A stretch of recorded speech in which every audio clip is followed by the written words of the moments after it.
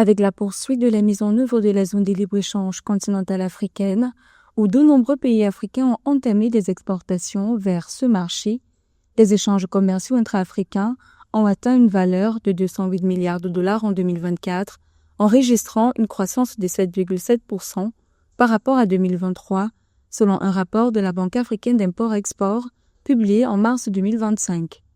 Avec 58,1 milliards de dollars d'échanges commerciaux avec les autres sous-régions, l'Afrique australe reste le principal moteur des échanges commerciaux entre les pays africains.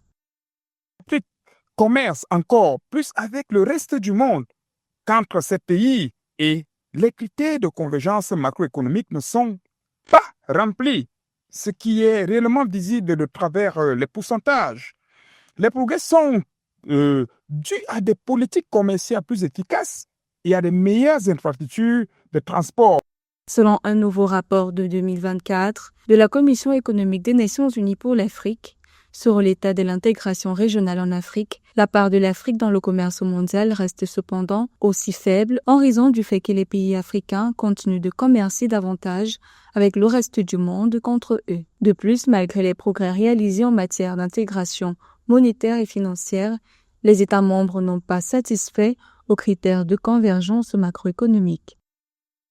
Il est essentiel de renforcer les infrastructures et la cohésion régionale pour exploiter pleinement le potentiel de la ZLECA. Intitulé African Trade and Economic Outlook 2025 African Resilience in a Changing World, ODA, ce rapport a été publié le 30 mars 2025. Il révèle par ailleurs que la valeur totale des échanges commerciaux intra-régionaux et extra-régionaux de l'Afrique a enregistré une augmentation de 5,8% en 2024 pour s'établir à environ 1 401 milliards de dollars. Cette hausse, selon la banque, est également due à l'efficacité croissante des politiques commerciales nationales et l'amélioration des infrastructures de transport des marchandises, bien qu'elle cache des fortes disparités entre les sous-régions du continent.